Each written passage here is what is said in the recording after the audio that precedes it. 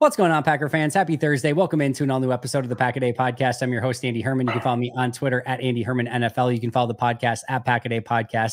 It is Thursday. You know what that means. We are joined once again by the great Mike Wahle. You can find him on Twitter at Mike Wahle68. Mike, thank you so much for being back. Appreciate you being here. Hey, thanks always for having me. Great talking ball with you. Yeah, as always, every single week. Always look forward to it. Let's start where we usually start. Packers came up with a big win this week against the Arizona Cardinals, one of their more complete games that we've seen from them in a while, arguably maybe going back to the Cowboys game last year. As you kind of watched this one, went through it, reviewed the tape, what were some of your kind of key takeaways from this one? I just thought the defensive effort was fantastic.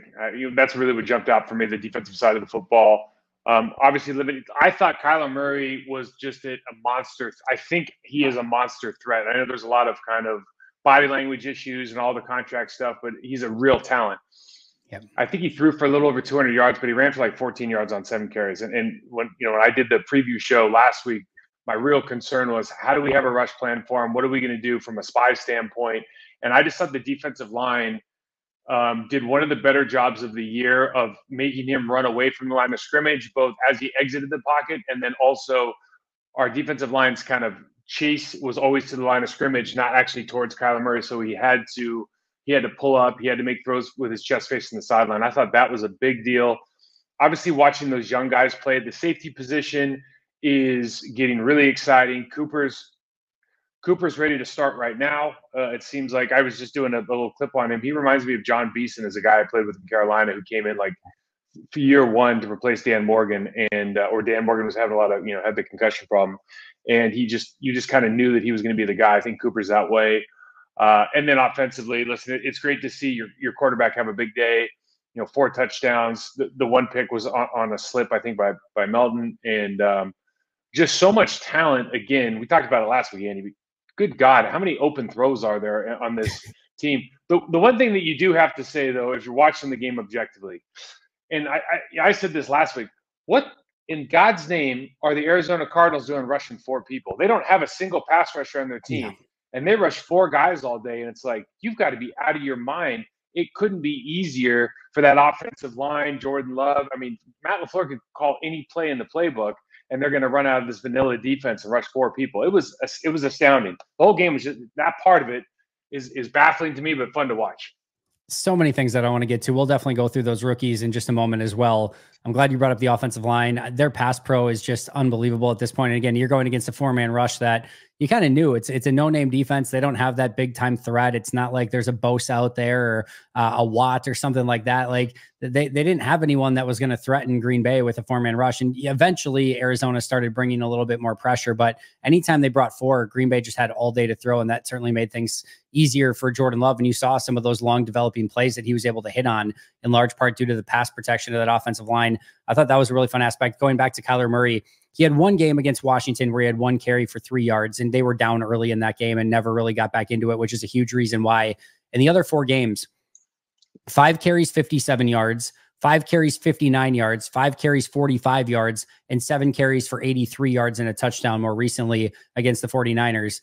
He is dynamic with his legs, and limiting him to 7 carries for 14 yards, I thought was a massive takeaway in this game. And a huge credit. Like, I know we'll go to the box score right away and say, oh, no, another game with no sacks. I thought what they did, just bottling in Murray and making it that he had no escape alleys and making, I thought it was the defensive line. I thought it was the second level. There were a couple of times where Bullard came across and cut off some running opportunities. I thought it was just kind of everyone rallying to the football, keeping their assignments and making sure that he couldn't get going on the ground. Yeah, and what fans probably don't realize is there are times when you're playing against certain quarterbacks that you are going to have a rush plan, and that rush plan isn't necessarily to get to the quarterback; it's to build a wall and to force him in places he doesn't want to go.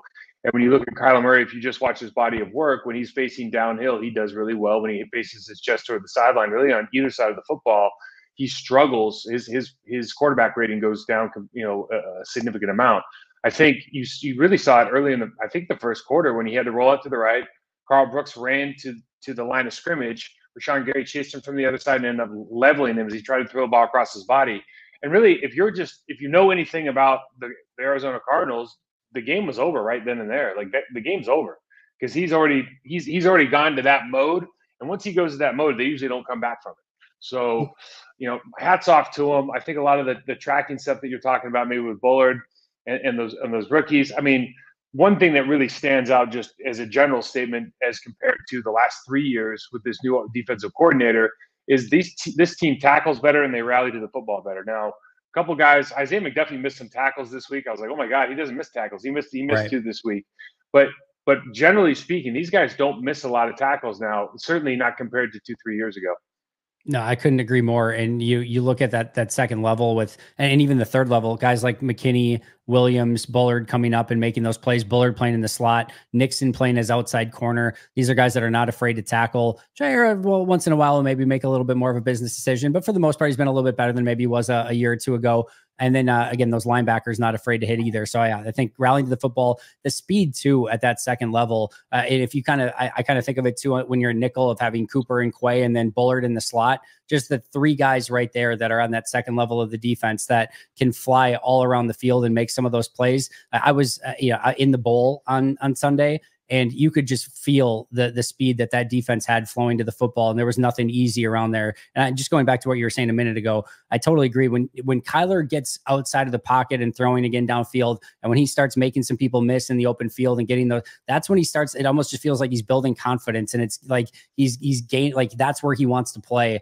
And Green Bay never allowed him to get into that mode. And like you said, it was almost over that early because he never had any confidence or just rhythm throwing down the field. And then Marvin Harrison goes out, which complicates things, and he's not able to scramble around. Yeah, that's right. We were saying 31-14 with two Harrison touchdowns. We failed. Yeah, it was a bummer. But I'll tell you what was a big deal about that game too. Just talking about what a good job Hafley's doing is they've been running a ton of 13 personnel at the Cardinals because they want to run under center play action. They want to protect that offensive line. They want to. A lot of teams are doing this now. McVay did it 4 years ago, but we're doing it. There's a ton of teams doing it now where you're compressing everything because you want to get those crossers and you want to find space on the outside and you want to condense that defense. And because you're running 13, the decision that Hafley made was let's go 4-3 with 3 traditional linebackers, put Wilson in the game to start, but put Nixon over there instead of Stoke or anybody else. Make him the other corner. Obviously, Jair's going to play against their number one, and all of a sudden you've got this really, except for Jair, you've got 10 guys who really like to tackle. Yeah. And that's a whole different ball game, I think, when you talk about the Green Bay Packers and playing defense than what we've seen in years past. Yeah, I totally agree. And it's been a much more, I think, fun brand of football to see defensively than maybe some of these teams we've seen in the past, and hopefully that can kind of continue moving forward.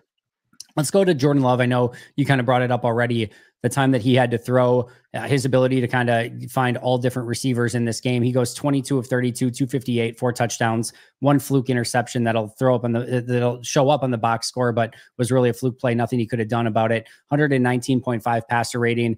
Felt like this was the Jordan that we saw last year, in rhythm, hitting throws all over the field, taking a chance here or there, but the ones that he took in this game definitely paid off. Hitting the deep ball down the field to Watson, the 4th and 2 to Watson was a gorgeous throw to be able to get that up and over the linebacker.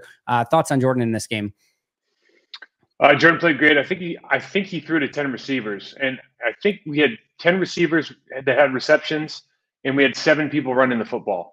Yeah. And so you talk about Jordan, but talk about, again, Coach LaFleur and what a job they're doing, creating opportunities for so many different people. And you just think about it's hard to conceptualize without watching tape what that does to a defense. But if you're wondering why Arizona's rushing 4 and playing vanilla, well, that's why, because they're lining up Jaden Reed in the backfield half the time. Then they put Bo Melton back. It's like you don't know what to do. Jordan Love is a real. He's a supremely talented football player, and he has these games where you go, oh yeah, he's going to be a top 5 guy, and he makes these throws to his first touch on Romeo Doubs was, it might have been a little bit off timing, but what a throw, to get him open. And then the second one, that's a Brett Favre throw that you love that he's thrown it because you can't score if you don't try.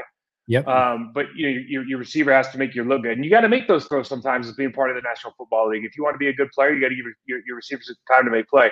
I think the most impressive throw he made of the day, though, was that 4th and 2 over the center to over the middle to Watson. He had to clear those 2 linebackers. We talked about window throws last week, and that was one of the few window throws he actually has had to make, and it was absolutely perfect. It's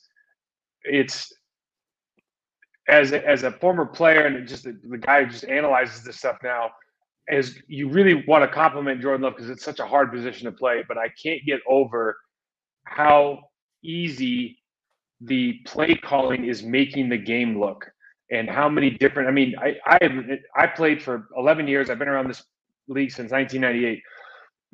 I'll be damned if I've ever heard of a team have 10 receivers and 7 rushers in the same game. I've never heard of that.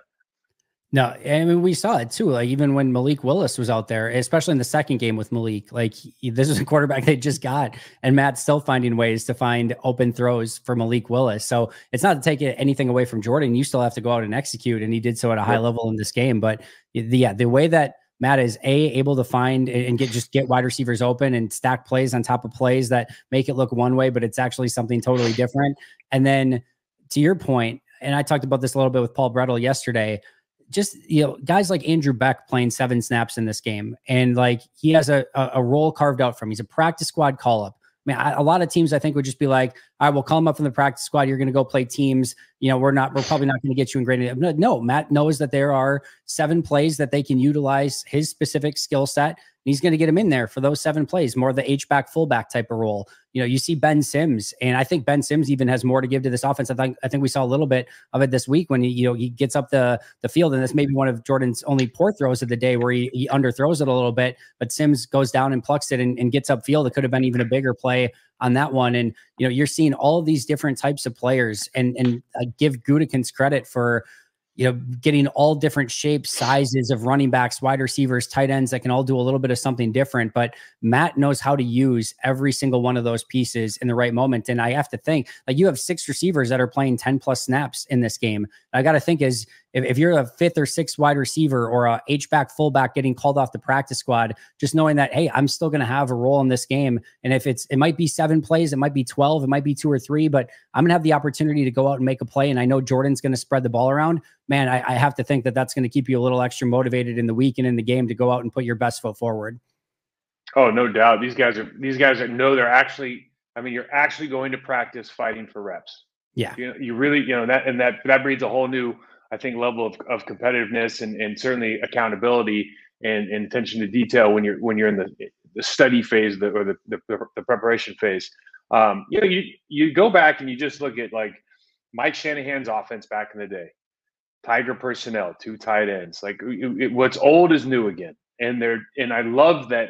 Just as an offensive lineman, this is such a friendly, I can't explain how friendly an offense this is for an offensive lineman. And I'm saying that knowing that, there's teams in the league that are still running shotgun, dropping back 60 times a game, 50 times a game.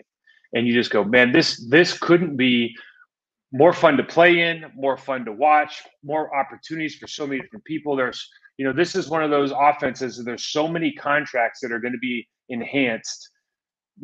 Talking about the 6th or 7th guy in the room, all the way to the top because of the way that they're distributing the ball. And again, I don't want to minimize. Jordan Love is doing a really good job of understanding what the concept is, understanding what the priority is, making the right reads. But the way they do, the details and how they just do little motions, and a lot of teams are doing this now, but little motions just to either identify what the coverage is or to just move somebody a little bit so we can get a better release.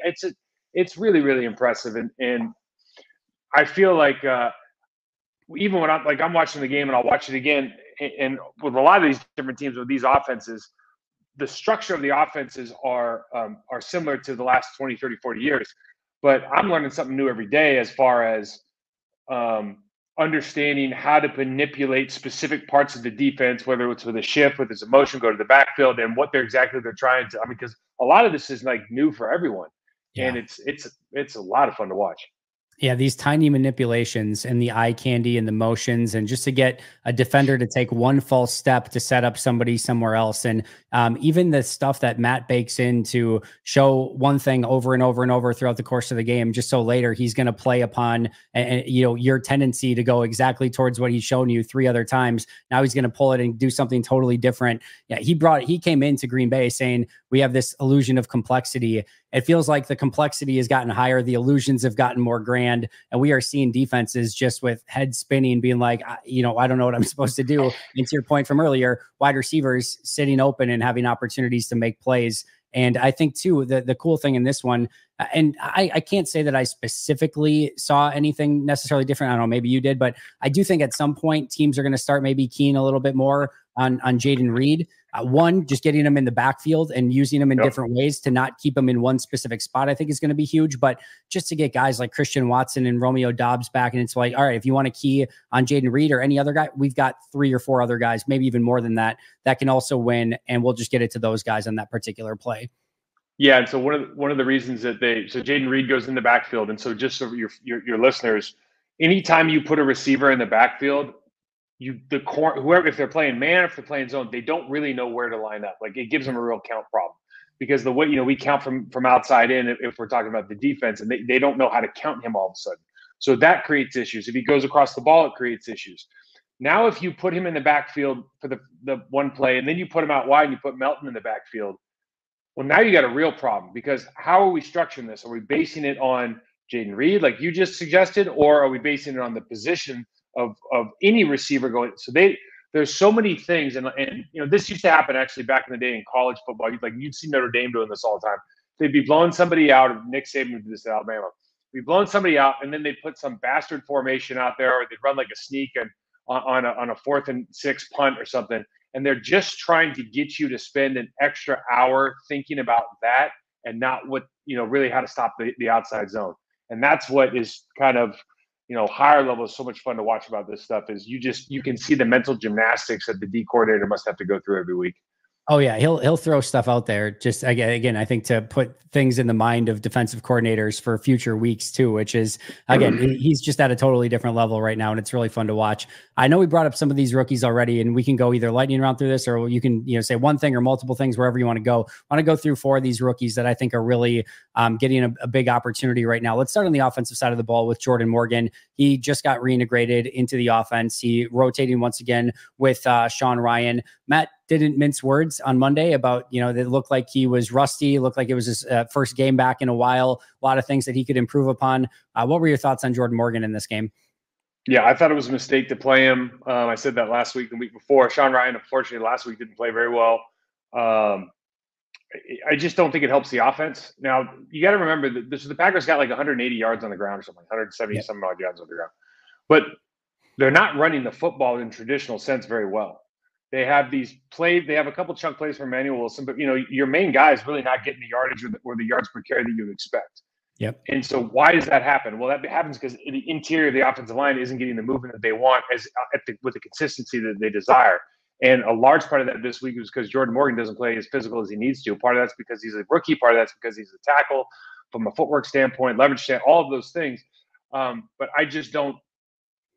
I've said it before. I just don't know what the benefit is of trying to learn on the job. I think once you decide on somebody, you have to be able to move forward. I didn't think he played very well. Now, if Myers is out for a long time and they have to rotate in, certainly Jenkins is the best person to play center, because you've had 2 right guards, and having 2 guys with any experience is better than having somebody without experience. But yeah, I thought it was a mistake to rotate them, and I don't think that he's certainly going to get better. But and listen, we've all struggled. Anybody who's played the position has struggled. It's a tough position to play. But that wasn't a world-beating pair of defensive tackles, and he got bullied around a little bit. Yeah, it's definitely a learning game for Jordan Morgan. And I think that they have obviously a lot of faith in him, spent a 1st-round pick on him. And I know Adam Stenavich last week said that they wanted to get him right back ingrained because of how good they think he can be. But there was definitely some learning moments in this one, and we'll see if they kind of continue that. My guess is they do. I think they're probably going to continue to rotate that spot. I like the way that Sean Ryan is playing, outside of, like you mentioned, the last game prior to this one, where had a little bit of an issue. Again, we talked about last week. There may have been a little bit of an injury earlier in that game, but either way, I still like where Sean Ryan is headed. But they obviously have a lot of faith in Jordan Morgan and continuing to develop him as part of their plan. And I guess as we see it moving forward, but he'll need to take some of those lessons from this past game and kind of utilize them moving forward. Let's go to Javon Bullard being utilized both at safety and in the slot. I'll be honest, I had some reservations initially about maybe Bullard playing this much in the slot. I always thought there could be a package or a series of plays that they could utilize him, but they really put him primarily in the slot these past 2 games. He's responded well. Not exactly dynamic slot receivers these past couple of weeks. Tank Dell coming to town this week, a little bit different, but what were your thoughts on Bullard in the slot so far? Loved him the last 2 weeks. I think the closer to the line of scrimmage he plays, the better. He's just that kind of personality. I don't know if he's that kind of body type necessarily. I think he can play anywhere. I think he's very unique in that sense. But the body or the personality that he has, I think he's a damn scud missile, man. You launch him out of the back of your trunk and see where it lands. You know, the guy's that guy's going for blood. I love the way he plays. I love his presence. Like, to your point, Tank Dell's coming in now. The Texans we can talk about later, but even with Nico Collins out there, they have an embarrassment of riches on the offensive side. So do they have to do some things differently? If you want to play any kind of man coverage, you're probably gonna have to think about that. But I'm firmly of the belief that Bullard, Williams, and obviously Xavier are three integral pieces of this defense, and you have to find a way to get them on the field as often as possible. Now, who suffers when you go into 4-3? That's conversation for another story. But as long as you're running nickel, those three aren't on the field, I just think you're doing yourself a disservice. And let's not forget, he's played the star position before in college. This is nothing new to him. No, very much so. And I think if you are going zone heavy, he can easily play that spot heavy.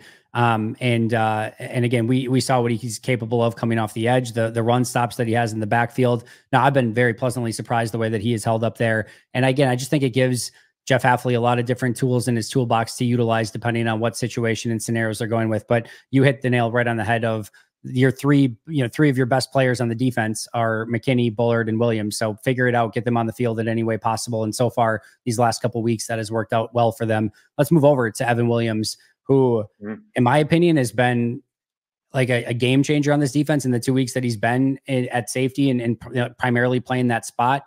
He's got the ball skills. He takes great angles to the football. Had the peanut punch this past week to stop on Kyler Murray in the backfield. Like, he's been everywhere, and it is like he doesn't look like a rookie out there. It looks like he's been playing for 4 or 5 years. No, I mean, these guys coming out of big time ball, these huge programs. I think he came out of Oregon, and you just think to yourself, these kids. Some of these kids are coming in extremely immature, and some of these kids are coming in mature beyond their years. And I think this might go down. I said this on my show, like Jordan Morgan aside, this might go down as the best defensive, at least defensive draft class that you've had in generation. I mean, these guys are unbelievable how ready to play they are. And they all popped off the screen in college, but you go, yeah, of course they did. Evan Williams looks like a bulldog, man. He's an absolute unit. The guy loves contact. He's very aggressive to the ball. He has a ton of confidence. You just see the way that, even on this, watching the all-22 tape, like the way that these guys jump off the screen from a presence standpoint is just like, they're on the field. And I won't call out some other names on the team to demean them, but there's some players on this team and on other teams where you don't even know if they're in the game or not. Like, every time, every snap these guys are playing, they make themselves known. And from going from an area of opportunity for the last 3 years at the safety position or the secondary in general, to what you have now. And literally the transformation has taken, a calendar month? And it's just unbelievable what a difference not only the coordinator makes, but what a difference just a draft class like this makes. Because I think those two guys in particular, I don't know that you could have drafted better positioned players for what they're asked to do in this defense. No, one of the biggest things come draft time that goes completely under the radar by a lot of people, not everyone, but is the talent mixed with the scheme, and is it a fit? Is it the right fit in the right system for the right player? And I just thought they did a tremendous job with Evan Williams, Javon Bullard, and Edgerrin Cooper, finding players that perfectly fit this Jeff Hafley defense. And you're seeing it, and they're able to find ways to utilize those guys. And I'm with you. I think in a month's time, basically, whatever it's been, the impact that these three have made on this defense already, it is noticeable. It flashes off the tape. And I think it's only going to get better from here, especially if they continue to improve. I could not be more excited about these three defenders and what they could potentially mean long-term for this team. Yeah, no doubt. The only thing I would say is I would have thought Bullard and Williams kind of switched positions, meaning that I thought they would play Williams closer to the line of scrimmage when they first got here. But pleasantly, I didn't spend too much time thinking about it. But boy, both those guys can really play ball. And unlike Cooper, who I think is ready to start in this league, and I think he's a special player, and you see the difference in play and attacking the line of scrimmage that he has versus some other players. and which is astounding, right? It just jumps off the page. But unlike Cooper, these two guys are purpose built for the positions. They're not too small. They're not too, there's nothing like physically. They have everything you possibly want. Even not falling out of the first round or second round of the draft. And man, there's some gems, real gems. Yeah, we've touched base on Edgerrin Cooper quite a bit already, so I don't know if there's anything else to add. But again, just some of the plays that he is making. There's the play where there's an offensive line in front of him, and the running back could either go left or right, and the running back cuts back, and Cooper is right there to meet him in the hole. Just did some really, really fun things. There's another open field tackle that he made. It's just the mistakes for a rookie are very, very few. There've been a couple of misalignment issues, one that Matt called out in week 1. There was one last week where he's a little bit late aligning, but overall, I mean, man, once that ball is snapped, he's a heat-seeking missile. He's got the speed, he's got the intensity, the right demeanor, like you mentioned. He just looks like the total package at linebacker, something that they've been desperately wanting at that position for a while. I think maybe the best play to talk about is the first one you referenced. So there's a couple of things that happened there that you just don't see last year or the year before. You don't see with Quay last year or the year before, or, quite frankly. And the first thing is Carl Brooks splits the double team, which we used to not get. So Carl splits the double, so which basically means that the guard can't get up to Cooper because Cooper plays much faster to the line of scrimmage than his predecessor. Or his partner in crime. And then Enikbari stands up the tight end and gets him a yard in the backfield. And so those guys do the dirty work that doesn't go on the stat sheet. They make the play. But then Cooper, and glory go to the guy who makes the tackle, because he attacks the line of scrimmage, he plays peekaboo, and then gets back, and again, either it was a tackle for loss or a 0-yard gain, but the intensity of which he's going to the line of scrimmage, and the first step is always to the ball, we're never going back, we're always to the ball. And those things are, I think, more natural to some players than others. Now, I would say this, because I know this, you compare it to Quay. He's a much more natural football player than Quay Walker is. And that's not a negative thing about Quay. That's a compliment to what a great player this kid's going to be. But you don't see the need. Now, they put him on a lot of stunts because he had a rush on the running back that you went, the running back was grasping air. But you don't have to send him through the A gap because he's going to go anyways. As soon as he sees it, he's going to trigger. Right, where you got to send Quay, which I think is a good thing for him, and I think it's helped him play more aggressively. And there was a great play by Quay this week where Kenny Clark got some penetration against the right guard, and the center tried to come up. He still had his shoulders turned. Quay jammed him at the line of scrimmage, came off and made the play. And it was probably the best I've ever seen him do. So he's getting a lot better at that stuff, which is important. But you can tell that he's taking the lead from McDuffie and Cooper, right, which begs the question, how much longer is Cooper on the sideline? Yeah, it seems like he has to be playable at this point. I know this is the most snaps he's gotten so far. He outsnapped Isaiah McDuffie for the first time this week. It just feels like that number is going to continue to go up to the point where you can't really take that guy off the field anymore. And that blitz, by the way, that you mentioned, he went right past the running back, and it's just unfortunate the quarterback, or Murray in this case, got rid of the ball, I think, instantaneously, basically. Otherwise, that was going to be a highlight reel sack for Edgerrin Cooper on that one. One thing I was just going to say, I also like the way that Hafley's using packages by personnel. So, like, you start the game, you've got McDuffie, Quay, and Wilson in the game. And Wilson's been playing really well, by the way. Real physical player. So you've got those guys, because quite frankly, is Cooper the guy that you want when they're running 13 personnel, like a real 13, they're trying to run the ball? Of those 4 guys, maybe he's the third or the third or fourth guy you want in there, just from a size standpoint, because if they're double teaming, it makes it a little bit harder. But then, you get anything else, it's like, now we have a package where you've got 2 really athletic linebackers that can pretty much do it all, and he can run around any block we've seen so far and still get to the line of scrimmage. So, again, masterful job by Hafley in using that personnel. I've never you don't usually think of a team as having the depth that you can use this many players in this many ways. Yeah, no, I totally agree. And it's fun to see Jeff Hafley with all those pieces and what he's able to do and utilizing all of them, very similar to what Matt's doing on the offensive side with all the offensive pieces. You brought up Carl Brooks. I wanted to ask you, he obviously made that gorgeous play on the screen pass where he identifies the screen, gets back there, knocks out the ball, and Great recovers effort, it. Huge play by him. I also want to ask you, just in general, like, what makes a great screenplay from an offensive lineman? Like, how are you able to get the player to suck in enough to then, get them, go around them and get upfield and make those blocks where they don't have the tell or the ability to see, like Carl Brooks did on this play? Oh, they're clearly running screen. Like, what makes a great screenplay?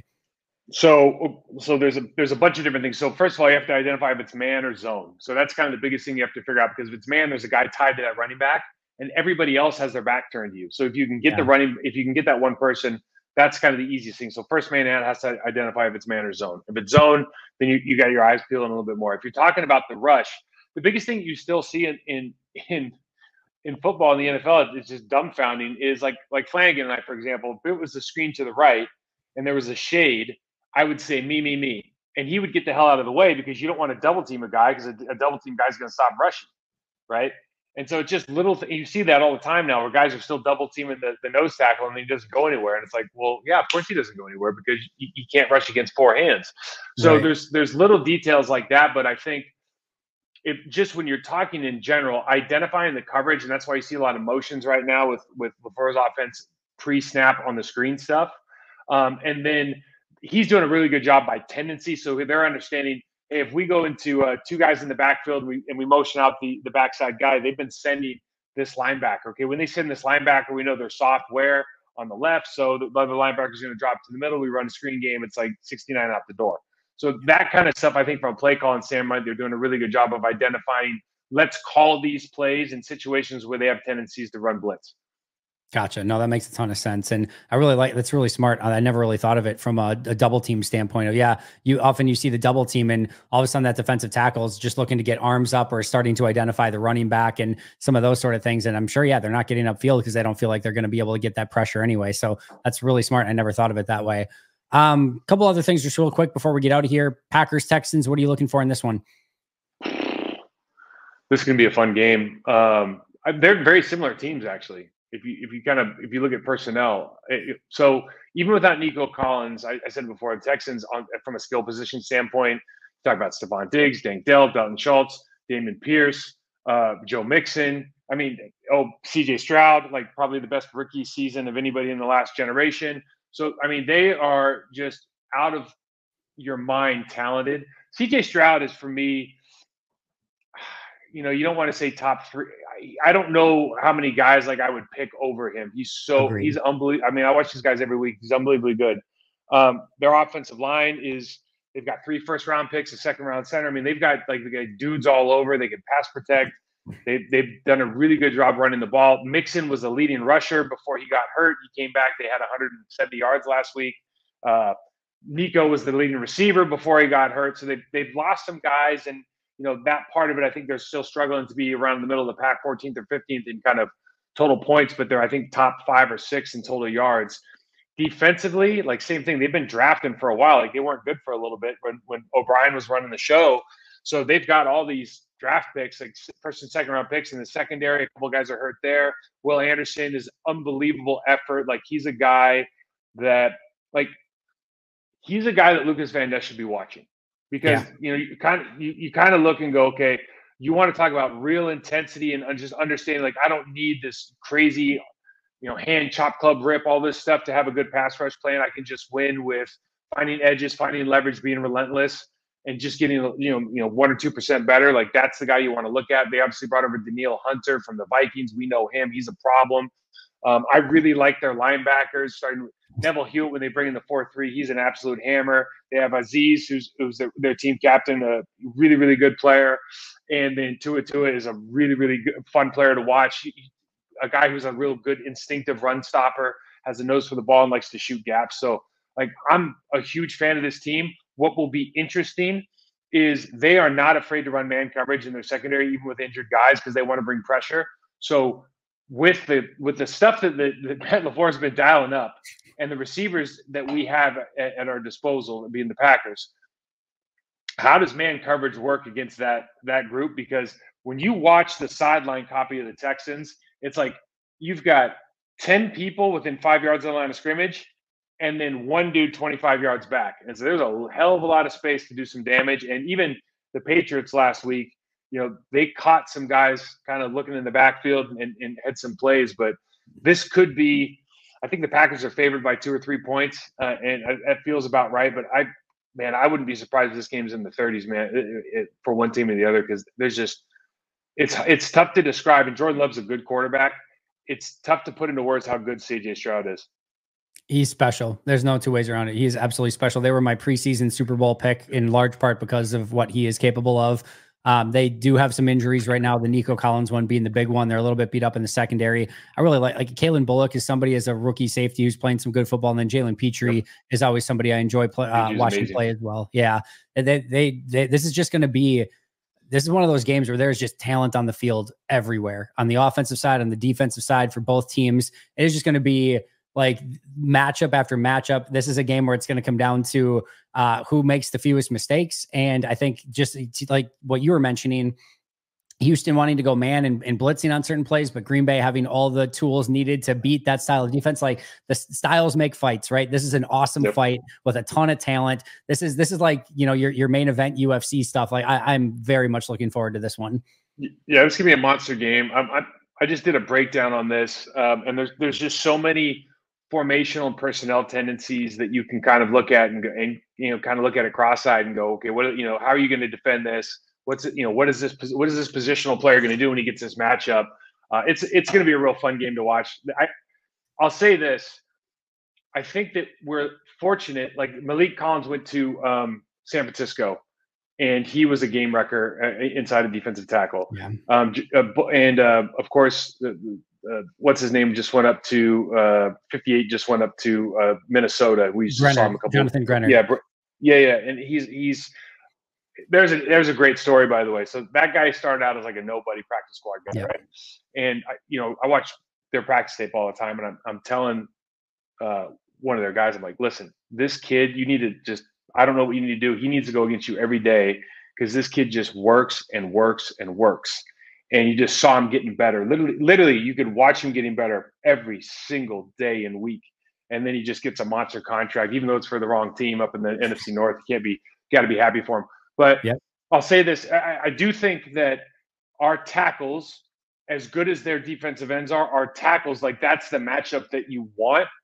And I do think that you can exploit maybe some of the interior offensive linemen with the pass rush. And I think you can also exploit running games against their offensive line, particularly on the interior. If we're talking about Packers D versus Texan offense. So I think there's some line of scrimmage matchups that might determine this game, because if you can't run the football, if you're Houston, a lot of your stuff doesn't work. CJ Stroud likes to hold the ball and does a lot of off schedule stuff.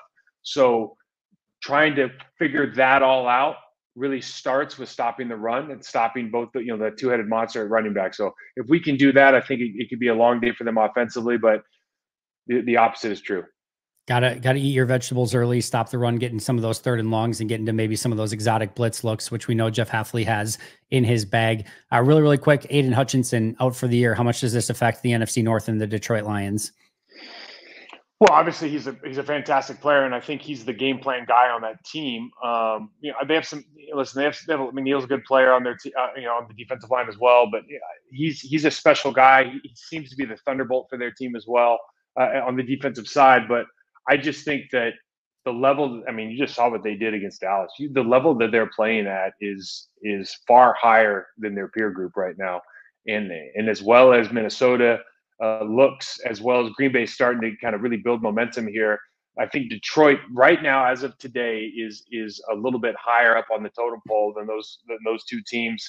And the way that the belief that it's amazing to see in this day and age with all the spotlight on these different, Robert Salah, the coaching of Jerry Jones, to see the love that they have for Dan Campbell and the relationship that team has with each other is. Man, it's like my best friend lives in outside of Detroit, and he's lived there his whole life. And he said they've never had such pride as they do in Michigan for the Detroit Lions. And Dan Campbell could walk into any restaurant, bar, car dealership. He is literally the king of Michigan right now. So they're doing a lot right.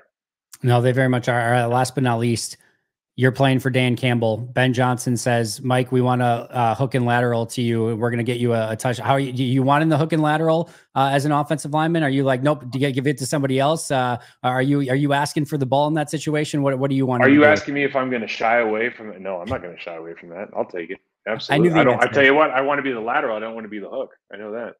Yes. Yeah. You want to be the guy. Listen, I consider myself the fastest guy on our line. I think that's true. Chad was pretty fast. I think I was faster than he was. So I think I'd be the lateral guy. I don't look like Penei Sewell though. Oh my God. Imagine him running at you. We got to see Philly run this with Jordan Mailata, the former rugby player. At some point they got to get the ball in that guy's hand. I just want to see what he can do with it because he was a beast playing rugby. I want to see that in Philly at some point. 6'9". It's just tough to even imagine. Like 6'9" to me sounds like it's too tall. Like you should just chop him down. But if you watch his tape, it's like you chop him down, Andy. I don't want to do it. Yeah, no, exactly. Right. Mike, this is awesome as always. Of course, make sure to find Mike on my Block podcast, as well as the Block Party podcast. You can find him on Twitter, Mike Wahle 68. Mike, plug anything you want to get on before we get out of here. That's it, man. All right, make sure to give him a follow. It is the absolute best tape work that you are going to find anywhere every single week. So make sure to go check out his podcast on YouTube. You can find him again at Mike Wahle 68. You can find me at Andy Herman NFL. You can follow the podcast at Pack a Day Podcast. That does it for Mike and I today. But until next time, and as always, go Pack Go.